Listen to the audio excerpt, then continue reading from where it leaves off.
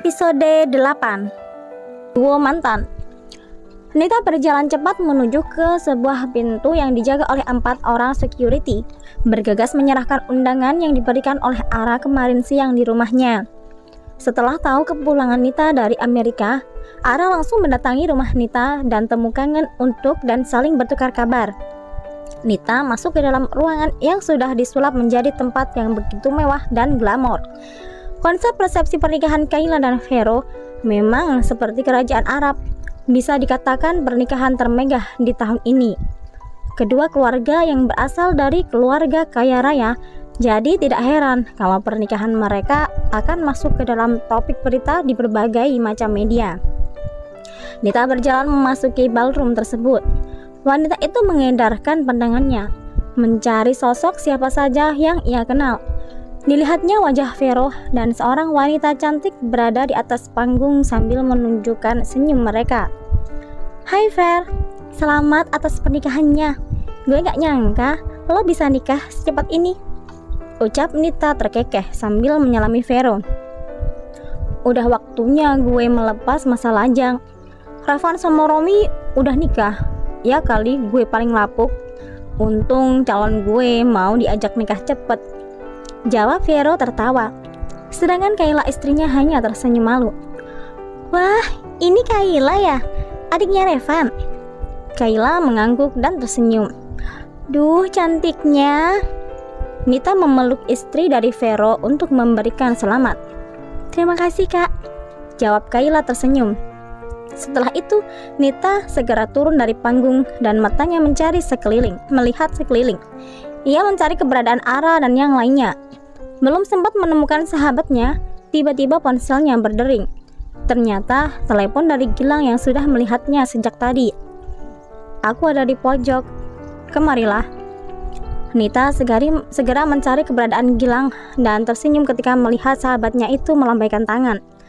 Gilang, pria yang dulu pernah ia sukai saat masih SMA, tetapi gara-gara masalah liburan di Jogja dan kepergian Ara sahabat baiknya ke Jepang, membuat Nita lebih memilih menjauh dari Gilang dan menghapus perasaannya.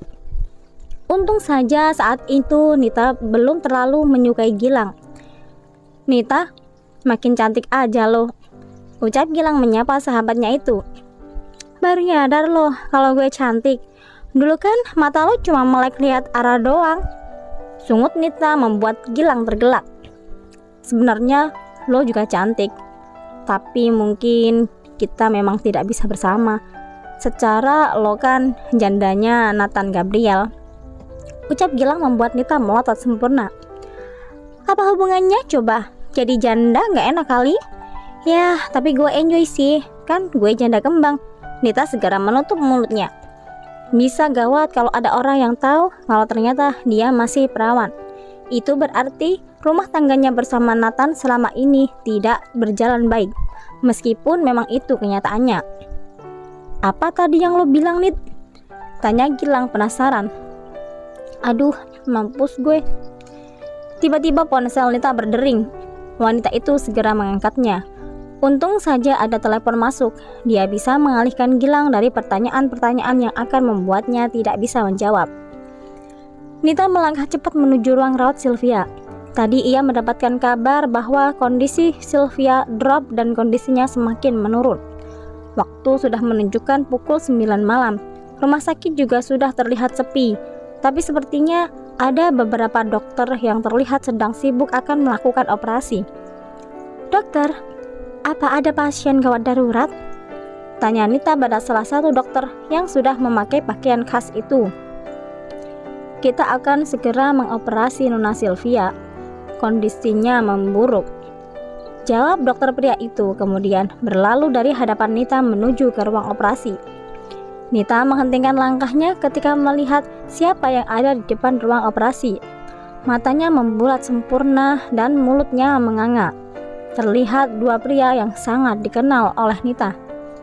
Azam, lirih Nita menyebut nama pria yang bersama dengan Nathan. Dia adalah mantan kekasih Nita yang berselingkuh dengan sahabatnya sendiri sebelum menikah dengan Nathan. Kenapa 2 pria yang pernah menyakiti hatinya bisa terlihat bersama? Nita merasa dunia ini begitu sempit. mantan dan mantan. Si Azam berjalan kemari. Batin Nita membalikkan badan. Dia tidak mau kalau mantannya itu melihatnya.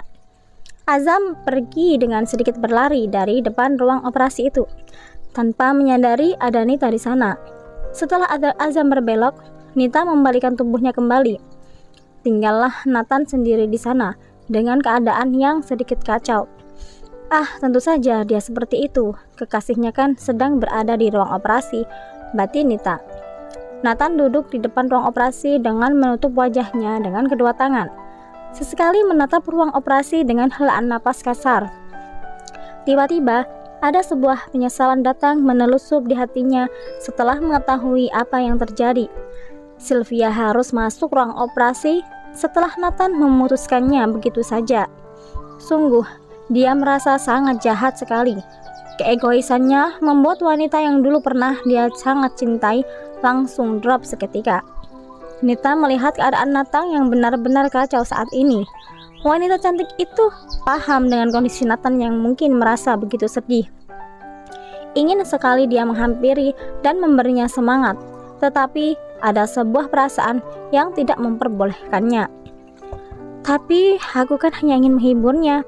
Saat ini kekasihnya sedang menjalani operasi, batin Nita. Nita memutuskan untuk kembali ke ruangannya karena operasi Sylvia sudah ditangani oleh dokter bedah.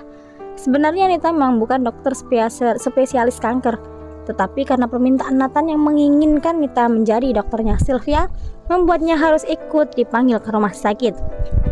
Beberapa hari kemudian, kondisi Sylvia sudah membaik setelah pengangkatan sel kanker yang ternyata masih kecil itu.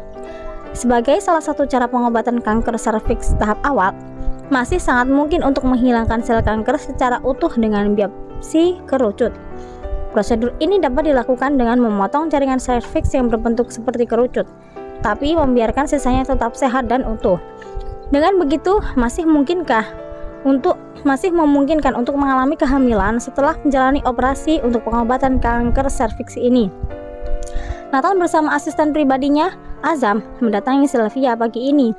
Setelah masalah yang terjadi sebelum kondisi Sylvia yang seperti ini, wanita itu sudah menyadari perubahan sikap Nathan kepadanya sejak lama. Tapi tentu saja, dia tidak pernah menyangka bahwa Nathan sudah tidak mencintainya lagi. Sylvia tersenyum melihat Nathan yang baru datang sambil membawa sebuket bunga di tangan kanannya. Entah kenapa ada rasa bahagia yang menghampiri. Sylvia berharap dia akan bisa terus bersama Nathan meskipun penyakit itu belum sembuh total. "Bagaimana keadaanmu?" tanya Nathan memberikan buket bunga yang dibawanya. "Aku semakin baik, Nathan. Tolong jangan tinggalkan aku. Aku membutuhkanmu," ucap Sylvia dengan sendu. Nathan menghela napas. Dia tidak boleh pelin-pelan kali ini. "Aku akan selalu bersamamu, tetapi hanya sebatas sahabat. Maaf Sylvia, aku tidak bisa berbohong lagi kalau aku sebenarnya mencintai wanita lain," ucap Nathan bersambung.